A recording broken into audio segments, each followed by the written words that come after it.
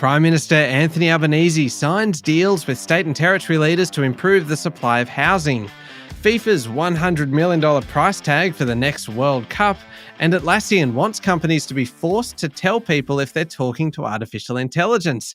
Welcome to Fear and Greed Business News, Australia's best business podcast. It is Thursday, the 17th of August, 2023.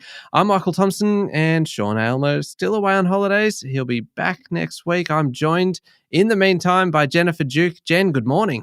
Good morning, Michael. Now, Jen, you've got a great interview coming up. I really enjoyed listening to this one. You're speaking with CoreLogic Head of Research, Tim Lawless. Yeah, we're talking about all things property market. So it's what's coming up for the year ahead, some pretty interesting price forecasts, and everything about supply. Absolutely, because that is the main story this morning, and Tim's chat's coming up after the show. But in the meantime, we need to get into this one because the nation, state, territory and federal leaders have agreed to major measures to improve the supply of housing right across the country. So Prime Minister Anthony Albanese spoke with the state and territory leaders in Brisbane at a national cabinet meeting to discuss the problem of housing affordability. And they've come up with, in his words, a national planning reform blueprint that focuses on planning, zoning and land releases to improve supply and affordability. All right, let's unpack this blueprint, shall we? What's in it? Unpack is a very good word. They've agreed on a target for 1.2 million new homes over 5 years, which is an additional 200,000 on last year's National Housing Accord. This kicks in from July 2024. And the federal government is going to give $3 billion to those states that reach their share of this target under a new home bonus scheme. There's also an additional $500 million spend on a housing support program for local and state governments to get developments off the ground. That's to help fund essential services, amenities, or building planning capability. There's also some support for renters in that package. There's an agreement to harmonise and strengthen rights for tenants across the country. There's a consistent policy requiring genuine grounds for eviction, limiting rent increases to once a year, and phasing in minimum rental standards.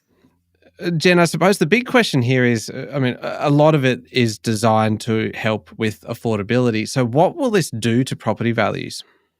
So it's always hard to tell exactly what supply is going to do to property prices. It takes a long time for housing supply to come on stream.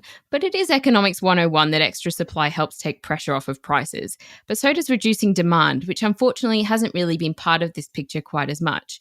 Right now, the jury's still out on whether these supply measures will be enough to move the needle, particularly on median prices in expensive capital cities. Right before National Cabinet, ANZ Research actually published a note saying property prices are continuing to rise, and that's despite hikes in interest rates because of the housing shortage. They expect to see house prices rise 5 to 6% over 2023, 3% more in 2024, and 4 to 5% in 2025. And Labor's holding a national conference over the rest of this week, so there'll be more news to come on their policy plans. It is such a big topic that continues to affect pretty much everybody. So it's one that's going to keep taking up a lot of time, a lot of effort, a lot of oxygen, and we'll be paying very close attention to it as well. Local markets yesterday, Jen, how do they perform? So the S&P ASX 200 closed down 1.5% to 7195 points. It was a very rocky day on the market, and part of this turbulence was due to higher than expected US retail figures, suggesting that interest rates may need to be kept higher for longer.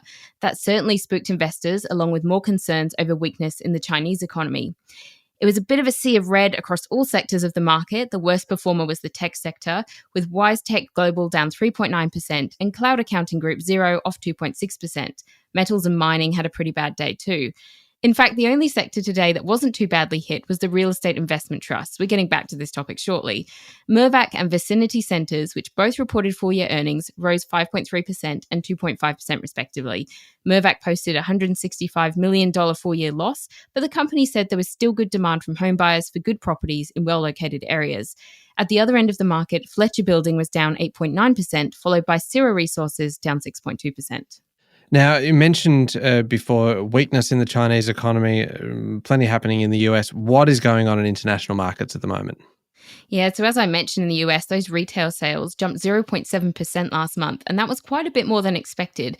It surprised with higher spending at sporting goods stores, clothing retailers, restaurants, and bars. So people are thinking that maybe those interest rates are going to be a bit more sticky up the top, which explains some of the turbulence that we're seeing in Australia right now. In Canada, the pace of inflation has ticked back up with a CPI read of 3.3% in July. That was the first acceleration since April and higher than the 3% economists were expecting. So a similar story there. And the Reserve Bank of New Zealand has kept the cash rate on hold at 5.5% following declines in their inflation rate over the June quarter, as well as higher net migration helping ease labour market shortages. There is plenty happening. There is a lot we still need to discuss. We'll be back in a moment with the rest of the day's business news.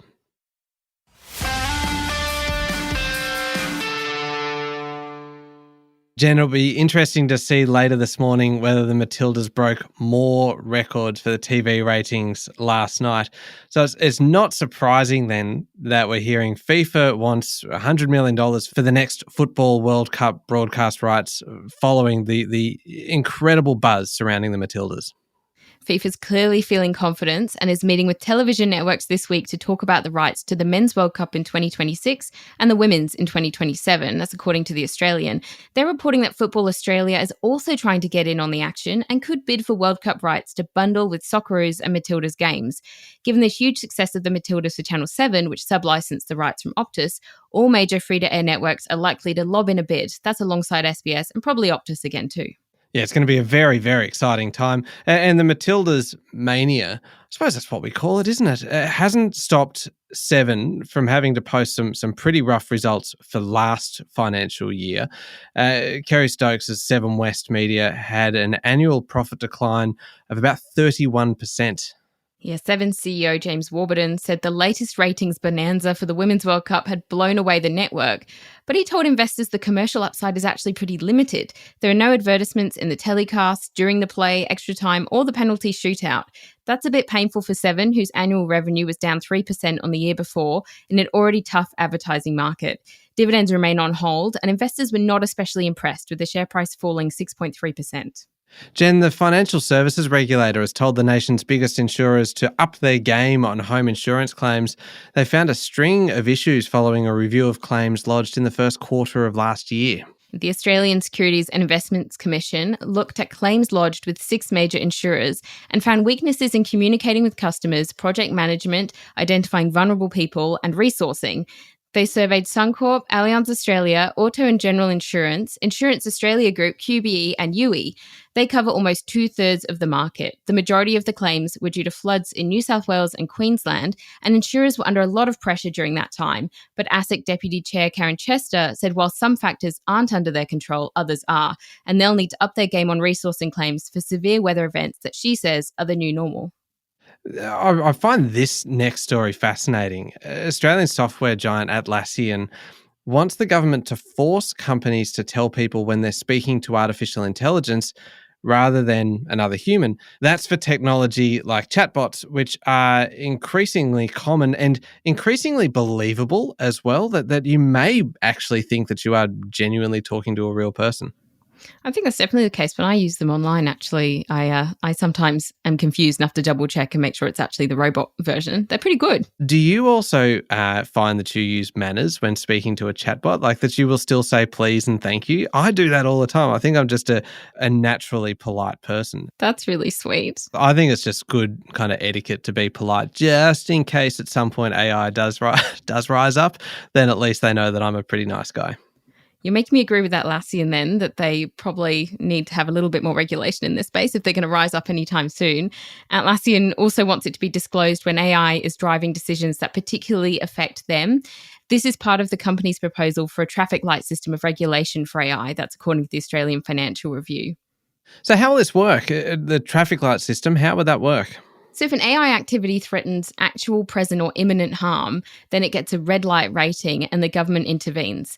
But interestingly, Atlassian said this would mean that some uses of AI that are already common, such as using the tech to determine if someone's eligible for insurance, would trigger that red light rating. Amber would be for situations where more thought is needed on whether existing legislation already manages those possible harms or if it's a really distant threat, which is maybe the robot uprising. Using AI in areas well covered by laws and where a light touch is needed would be a green light situation. I feel like we've been working together now for a week consistently, and it's taken me this long to get you to the point, a very kind of serious business journalist, to acknowledge that the robot uprising is coming. It's a pet topic of mine, actually. That's all the movies that I'm watching at the moment. Robot uprising films on Netflix. Starting with Terminator and kind of working your way through. Great genre. Now, this one's, I think it's actually pretty amusing. It maybe wouldn't be funny if you were involved in it, but Germany's Foreign Minister Annalena Baerbock has had to cancel a trip to Australia because her plane broke down. She was scheduled for a meeting with Australian Foreign Minister Penny Wong before heading to watch the Matildas and then to speak at the Lowy Institute. She had a quite a packed agenda. I'm pretty sure the Matildas would have been the highlight, but unfortunately, all of that's been cancelled because her old aging government plane has had some technical difficulties. Baerbock is from Germany's Greens Party, and this was her first trip to Australia in over a decade. She's currently grounded in Abu Dhabi with her team, and she's described the issue via a tweet as more than annoying. Australia isn't the only country getting lopped off the itinerary either, with her plane issues stopping her from getting to Fiji and to New Zealand. There's such a thing as commercial flights still available. It's a little bit awkward, isn't it?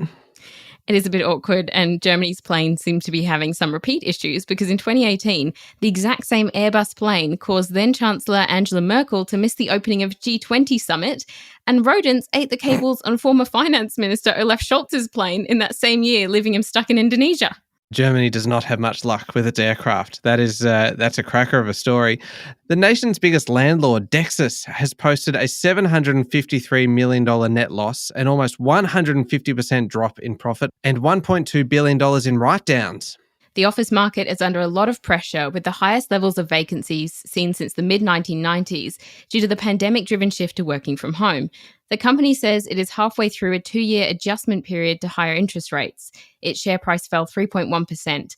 And City analysts said Dexus had operationally outperformed the market due to having a high-quality portfolio, but said investors remain cautious of office market fundamentals. Yeah, and Dexus is far from the only company that's recalibrating, I suppose you'd say, post-COVID. You've got Endeavour Group, which owns pubs and hotels as well as some retail, had a 2.5% rise in sales. They're seeing some really interesting customer behaviour, though. Endeavour posted a net profit of $529 million, up 6.9%. The overall results were a bit shy of what had been expected by market watchers, and that caused the share price to fall 4.2%. But there was a big uptick for hotels and pubs as Aussies got back out there and socialised, and across their several hundred hotels, sales were up 31% in that arm of the business to $2 billion over the year. There was a nearly 60% increase in live events and entertainment. That is a big jump. That is huge. Now, food delivery service DoorDash has been stung with a $2 million fine. That is a hefty fine for spamming customers and drivers with texts and emails. It's a big bill shock. Look, the company has agreed to pay the fine, and the Australian Communications and Media Authority is encouraging other businesses now to check their compliance with spam laws, and was spurred into action on this one due to customer complaints. So what were they sending? What were they actually sending to end up getting stung so much for spam? So DoorDash actually sent over 1 million texts and emails to customers and drivers in an 8-month period to October last year. More than 500,000 emails were sent to people who'd asked to unsubscribe, and the text messages sent to drivers didn't come with an unsubscribe option. DoorDash says it has since fixed some technical errors in the consumer messaging system.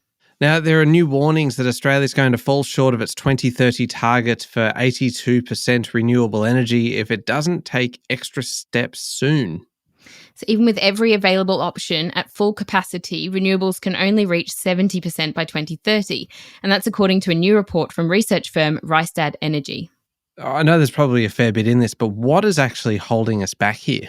Yeah, it's super complicated, but the big problem, according to this report, is that it's taking us too long to get the transmission grid built out to the point where it can connect up to major renewables generators. That's options like solar and wind farms, which are also taking too long to be approved and built. The report reckons Origin's Eraring coal power station, which is the biggest in Australia, will need to be working for longer to stop prices going too high. Origin is currently planning to close its generator in August 2025, though. Federal Climate Change and Energy Minister Chris Bowen has recently acknowledged the power station may need to run for a bit longer, but he's looking more at months rather than years. Now, last one before we get to international news. A buy now, pay later provider is planning to delist from the ASX. and is going to head to the Cayman Islands. That's Split It is the company we're talking about. It's a white label product for businesses who want to offer an installment payment option, like a buy now, pay later option. Yeah, Split It signed an agreement for funding from private equity group Motive Partners for $50 million. The Australian spoke to the chief executive of the company, Nanda Sheth, who said being a private company operating from the Caymans would give it more flexibility and improve chances of getting more capital through the door. He said the company had been premature to go public, which isn't something you hear companies admit to very often. Shareholders will vote on the proposal later this year, which values the company at US 20 cents a share. That's actually quite a bit up on what they're currently valued at. All right, turning to international news now, and home building is going through a bit of a slump in the US with confidence slipping for the first time this year. Higher costs and mortgage rates have been making it less desirable, it seems, to build a property. Yeah, the August read of the National Association of Home Builders Wells Fargo Housing Market Index was a drop, which suggests building companies whose main market is houses could see demand fall off, at least in the short term. We know the Australian market's construction industry has also been facing challenges, but it looks like the Oracle of Omaha isn't too worried about the US. Warren Buffett's Berkshire Hathaway recently bought a stake in some major listed US home building companies. I'm always wondering what he knows that the rest of us don't. Oh, he's an extraordinary investor, isn't he? And it's why us mere mortals, it's always good advice to get professional advice before you make investment decisions.